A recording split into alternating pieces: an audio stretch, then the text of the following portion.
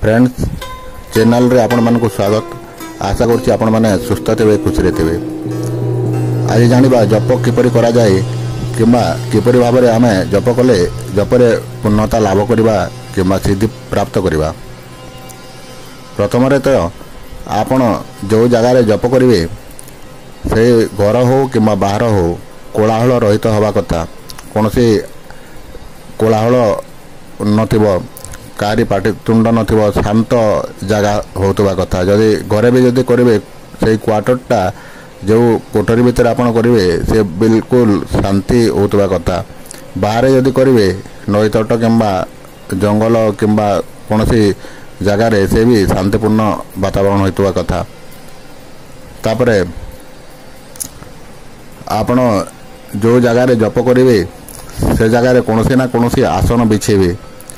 जदि कुश आसन हुए आहरी भल नहेले रेशम आसन किंबा उनी आसन आपण पकईकी बसवे। आग काल में मृग चर्मर व्यवहार होता जहाँकि ए जुगे मिलवा असंभव। तापरे आईन अनुजाई भी ताहा बाधक हो गला। तो आपण उनी आसन किंबा कुश आसन रे बसवे से सबुठार भल हुए। कमल आसन नेले भी हम। तार कारण होची आपण जो भी जप करुवे आपण पाखक जो ऊर्जा आसुथबो पॉजिटिव ऊर्जा आसुथबो से ऊर्जाटा आपण शरीर पास करी भूमि रे चली न जीव। ये हूँ आसनर महात्म्य। जदि आपण अनेक लोक भूल करती जमिति भी हेले बसीदेवे आउ जप आरंभ करदेवे पादटा माटी लगी से कौन हुए जपरे सिद्धि लाभ हुएनि। से जो आपण शरीर को ऊर्जा आसो से ऊर्जाटा पुणी भूमि रे आर्थ हो चलीज। तापरे मुंडरे भी किसी ना किसी ढांकी जप करवा कथा। मुंडरे ढाकिबा अर्थ भी सैया जे आकाश तत्व जो अच्छी से आपण ऊपर को ऊर्जाटा बाहरी न जीव आपण शरीर गच्छित हो रहिबो। ए होची आसनर कथा। तापरे आपण जेतेबेले कौन भी मंत्र जप करंतु जहाँ भी करंतु से मंत्रटा तंत्रोतक हो कि वैदिक हो कि जहाँ भी हो तो आपण जप कला बेले मंत्रर अर्थ को हृदयंगम कर जप करेंगे। माने मंत्रर अर्थ को आपण जहाँ भी हम से अर्थ अनुयायी अर्थ को यदि मनरे चिंतन कर जप करेंगे जपरे खूब शीघ्र सिद्धि लाभ हुए। तापर आसन रे आपण बसीगला कौन करेंगे दिग्बंध अवश्य करेंगे। दिग्बंध करेंगे आसन शुद्धि करेंगे आसन बंधन मंत्र करिके आसन बंधन करेंगे दिग्बंध निहाती भाव में करेंगे। तार कारण होची अनेक अप्राकृतिक शक्ति किंबा अनेक खराब शक्ति जे कि से माने चाहते नहीं आम जपरे सिद्धि लाभ करवा किंबा जपरे आम आग को बढ़िया किंबा भगवान को पाखक जदि पहुँचापी जदि जप करेंगे कि से माने चाहिए नहीं केवे भी से अपशक्ति से माने सब बेले बाधा दियंती। तो दिग्बंध कलापर आउ आसन बंधन कलापर से माने आउ से बाधा दे पारे नहीं। यही हूँ तार कारण। आउ जितेबले जप करेंगे जपमाला जो माला भी आप धरतु रुद्राक्ष हो तुलसी हो कि हकी माला भी जो कौन सी माला भी आप धरुंच से माला को घोड़ाई सब बेले रखिए। माला को खोला छाड़े से गोमुखीर व्यवहार हुए। गोमुखी जहाँकि हाथ में लगेदेवे ता भर जप करेंगे तो माला को आउ कहीं देखिपारे नहीं। तापर आपण जितेबले जप करुवे प्रथम मालारे गोटे गोटी एक्स्ट्रा थाए जहाँकि लंबा हुई ताको मेरु कुआ जाए सुमेरु कुआ जाए। तो सही सुमेरु ठारू आपण आरंभ करी सुमेरु जो पछक पछक रहिबो आपण कौन करेंगे वृद्धांगुली आउ मध्यमा आंगुली रे केवल व्यवहार करेंगे। मध्यमा आंगुली रे गोटी को रखिए आउ वृद्धांगुली रे गोटे गोटे करी गणित करेंगे। आउ तर्जनी आंगुली से लगे कथा न तर्जनी सीधा कर रखिए। से गोमुखी रे गोटे कोणा थाए से कोणार तर्जनी आंगुली को गले दियंती। तो तर्जनी मालारे लगे कथा नुह आपण वृद्धांगुली आ मध्यम आंगुली रे जप करेंगे। सोमवार ठारू जप कर ଧରାଯାଉ ଆପଣ ଶ୍ରୀରାମ ଶ୍ରୀରାମ ଶ୍ରୀରାମ ଜପ କଲେ, ସେପରି ଶ୍ରୀରାମ ଶ୍ରୀରାମ କରି ଆପଣ ପୁଣି ସୁମରି ପର୍ଯ୍ୟନ୍ତ ପହଞ୍ଚିଯିବେ। ଯେତେବେଳେ ସୁମରି ପର୍ଯ୍ୟନ୍ତ ପହଞ୍ଚିଯିବେ ସେଇ ମାଳାକୁ ନିଜ ପଟକୁ ଘୁରେଇବେ, ନିଜ ପଟ ଆଡ଼ୁ ପୁଣି ମାଳାକୁ ଓଲଟାଇ ଦେବେ, ମାନେ ସୁମରିଟା ପୁଣି ପଛକୁ ହେଇଯିବ, ପୁଣି ଆଗକୁ ଆପଣ ଶ୍ରୀରାମ ଶ୍ରୀରାମ ଶ୍ରୀରାମ ଶ୍ରୀରାମ ଜପ କରିଯିବେ। ଏପରି ଭାବରେ ଗଣତି ହୁଏ। ଆଉ ଗୋଟେ ମାଳାରେ 108 ଗୋଟି ରହେ, ତ ଆପଣ ସୁମେରୁ ଠାରୁ ସୁମେରୁ ପର୍ଯ୍ୟନ୍ତ ଜପ କରିନେବେ, ଆଉ ପୁଣି ବେକ୍ କରିବେ, ସୁମେରୁକୁ ପାର କରିବେନି। ସୁମେରୁକୁ ଯଦି ପାର କରିଦେବେ ଜପ ଖଣ୍ଡିତ ହୋଇଯିବ। ଏପରି ଭାବରେ ଜପ କରିବେ।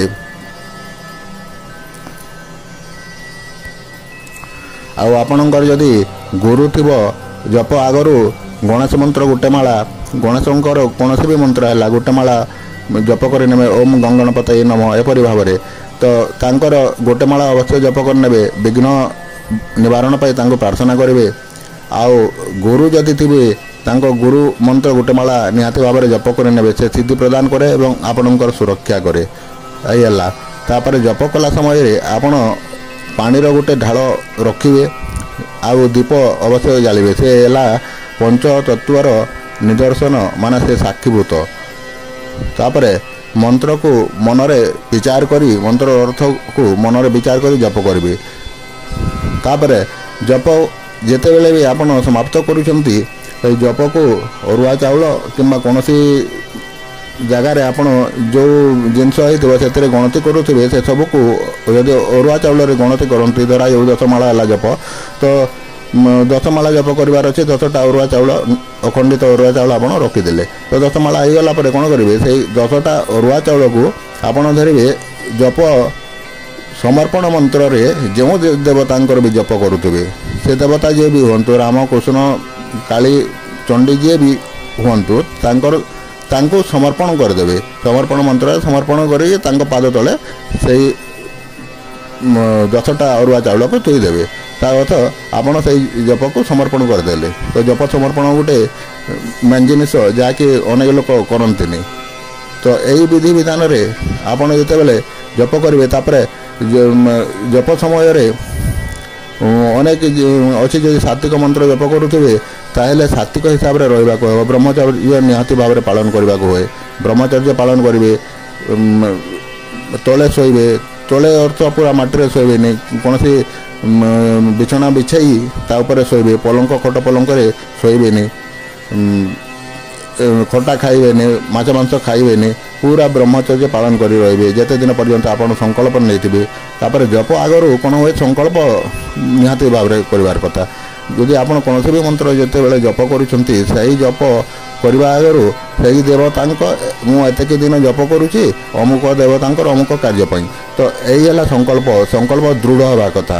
ସଂକଳ୍ପ ଯେତେ ଦୃଢ଼ ହେବ, ଆପଣ ଜପରେ ସେହିପରି ଭାବରେ ସିଦ୍ଧି ଲାଭ କରିବେ। ଆପଣଙ୍କ ସଂକଳ୍ପ ଯଦି ଦୁର୍ବଳ ହୋଇଯିବ, ଆପଣ ଜପରେ ଦୁର୍ବଳ ହୋଇଯିବେ। ତ ଧରାଯାଉ କୌଣସି ମନ୍ତ୍ରକୁ ଆପଣ ଯଦି ସିଦ୍ଧି କରିବା ପାଇଁ ଚାହୁଁଛନ୍ତି, ତାହେଲେ ଆପଣ ସଂକଳ୍ପ ନେବେ, ମୁଁ ଅମୁକ ଦେବତାଙ୍କ ଅମୁକ ମନ୍ତ୍ର, ଅମୁକ ତିଥି ଦିନ ବାର ଯାହା କିଛି ହେଇଥିବ, ମୁଁ ଅମୁକ ନିଜର ଗୋତ୍ର କହିବେ, ମୁଁ ଅମୁକ ନାମ ତ ଜପ କରୁଛି ଏତେ ଦିନ ପର୍ଯ୍ୟନ୍ତ, ଆଉ ଏଇ ମନ୍ତ୍ରର ମୋର ସିଦ୍ଧି ହେଉ। ଆଉ ଏତିକି କହି ଆପଣ ପାଣିଟାକୁ ହାତରେ ପାଣି ଧରି ସଂକଳ୍ପ କରିବେ, ପାଣି ମାଟିରେ ପକାଇଦେବେ। ତାପରେ ଯେଉଁ ବିଧିବିଧାନ ମୁଁ ଆପଣଙ୍କୁ କହିଲି, ସେହି ବିଧିବିଧାନରେ ଯଦି ଜପ କରୁଛନ୍ତି ମନ୍ତ୍ର, ସିଦ୍ଧି ହେବ ହିଁ ହେବ, ନ ହେବାର କାରଣ କିଛି ନାହିଁ। ଆଉ ସବୁବେଳେ ମନେ ରଖିବେ, ଜପ କଲା ସମୟରେ ମେରୁଦଣ୍ଡକୁ ପୂର୍ଣ୍ଣ ଭାବରେ ସିଧା ରଖିବେ। ଏପଟ ସେପଟ ହେବାର ନାହିଁ। ଆପଣ ଯେଉଁ ହିସାବରେ ବସିବେ, ଚକା ପକାଇକି ବସିବେ। ପଦ୍ମାସନରେ ଯଦି ବସୁଛନ୍ତି ଆହୁରି ଭଲ। ପଦ୍ମାସନରେ ପ୍ରାୟତଃ ସବୁ ମନ୍ତ୍ର ସିଦ୍ଧି ହୁଏ।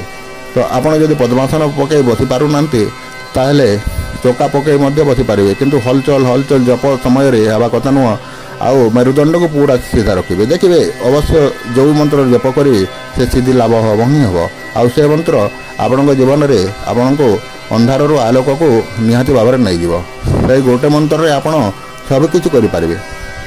ସେ ଭଲ ମନ୍ତ୍ର ଯାହା ବି ହେଉ, ସେ ଆପଣଙ୍କ ଶକ୍ତିକୁ ଜାଗୃତ କରିଦେବ। ଏହି ହେଉଛି ଜପ ବିଧାନ। ତା ଭିତରେ ଆହୁରି ମଧ୍ୟ ଅନେକ ଜିନିଷ ଅଛି, ଯାହାକି ସେଇଟା ସାଧାରଣ ଲୋକଙ୍କ ପାଇଁ ନୁହେଁ, ପ୍ରାୟତଃ ଅଘରୀ तंत्रविद मान से जिनस न कले भी जी मुझे एतिकी हिसाब से जप कले भी हम निज शरीर रक्षा आसन रक्षा तापर दिग्बंध करेंगे अपशक्ति आपको बाधा दे पारनी आ जपर जो नियम कहली मेरु को केवल उल्लंघन करेंगे से हिसाब से कले भी आप पूर्ण सफलता पाइपर। आज एतिकी भिडियोटी जब भल लगी लाइक शेयर अवश्य करेंगे आ सब्सक्राइब करने भूलें फ्रेंड्स सब्सक्राइब करेंगे मो जिते भी वीडियो चलिए आपण मैंने देखिपारे। धन्यवाद।